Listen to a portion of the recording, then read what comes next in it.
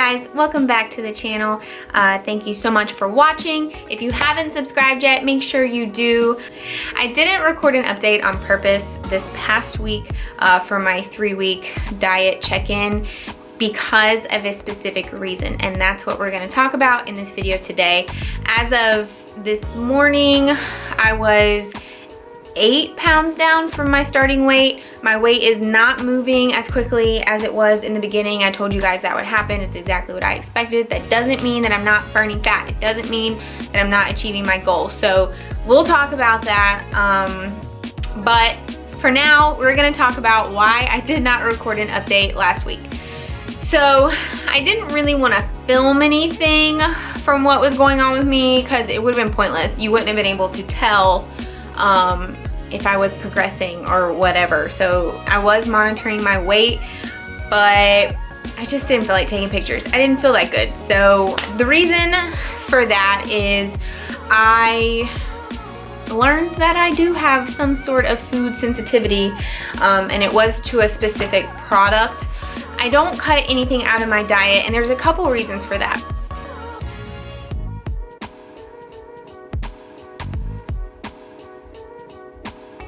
First and foremost, there is actually science on what happens when you tell yourself, I can't have that, or when someone says you can't have that, you automatically crave it.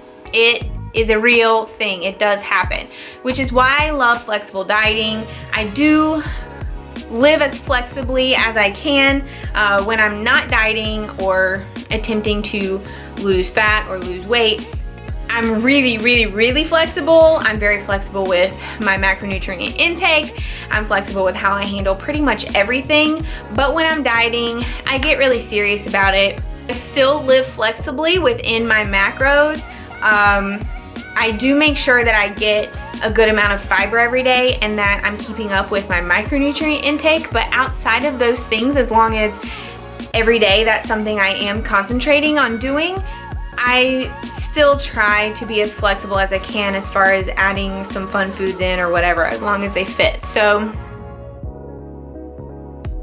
basically, I was walking through the store and I went to go look at the frozen food section, and I found Green Giant rice cauliflower, which is amazing, by the way. If you like rice cauliflower, that is a very good way to get a vegetable into pretty much anything and you not even know that it's there. It's kind of got like the consistency of a rice, so you could mix it with your rice or you could use it as your rice or whatever. Obviously rice cauliflower. So there's that, and then I also found the Green Giant mashed cauliflower and their vegetable tots. They have veggie tots and they have cauliflower tots. Those are spectacular. The food that I ended up figuring out that I had an issue with was the mashed cauliflower. And they have, at my grocery store, they had the plain cauliflower and they had cheddar bacon, which I think for like one serving, it was like 6 grams of fat, 6 grams of carbs, and maybe 3 protein, I think. Fit right into my macros. Hell yeah, I'm gonna eat it. Well,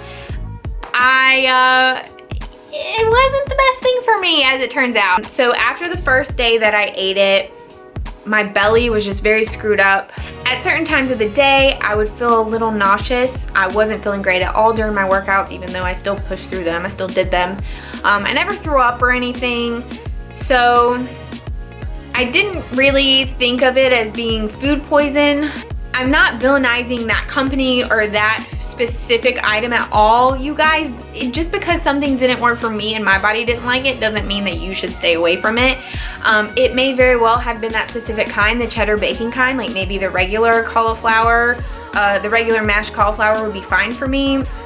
I continued to eat that specific item for the next 4 days. And the reason that I did that was because when I initially started feeling funny, I had no clue that it was because of something I was eating. I thought maybe I was just having a weird day. My body was just doing something different than it usually does. I usually don't deal with stomach related issues, so it was kind of odd. And it's certainly not time for my period, so that was out. So I kind of gave myself a couple days to like take some more variables out and kind of see how I was feeling, but I kept that food in my diet.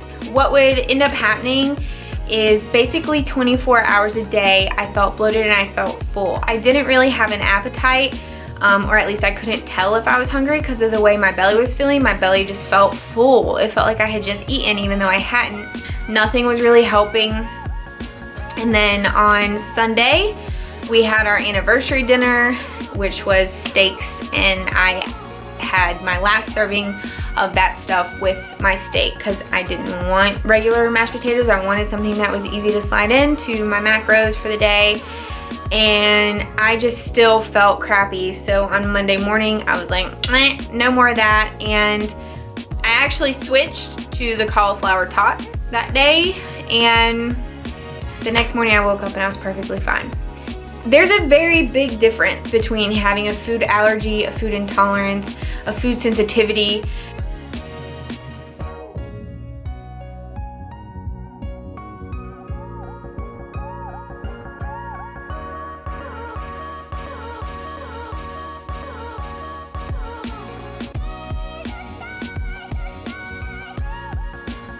And I feel like in today's world, we get so caught up in the idea that our body is just like always trying to push us in the wrong direction. Our body's always fighting what we want it to do. And a lot of the time, no joke you guys, a lot of the time when someone has trouble losing weight, the first thing they do is blame their thyroid and wonder if they have thyroid issues.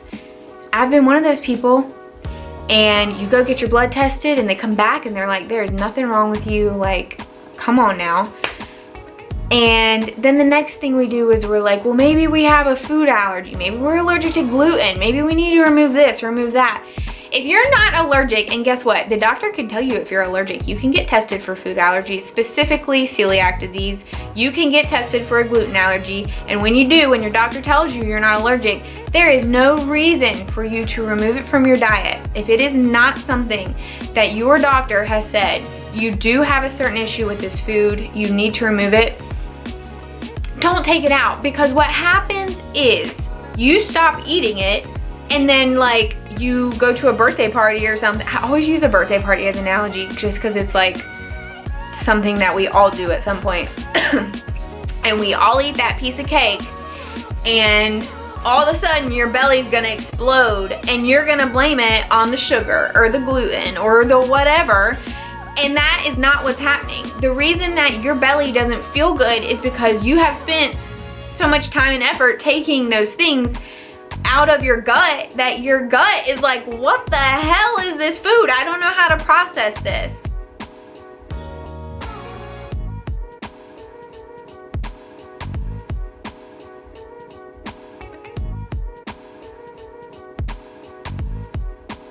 I felt like crap for those 4 days. I will probably never eat that specific food item ever again. I'm gonna eat cauliflower. I'm gonna eat Green Giant. I'm not gonna take that out of my diet just because I didn't feel well. I'm not gonna say there's something wrong with the company.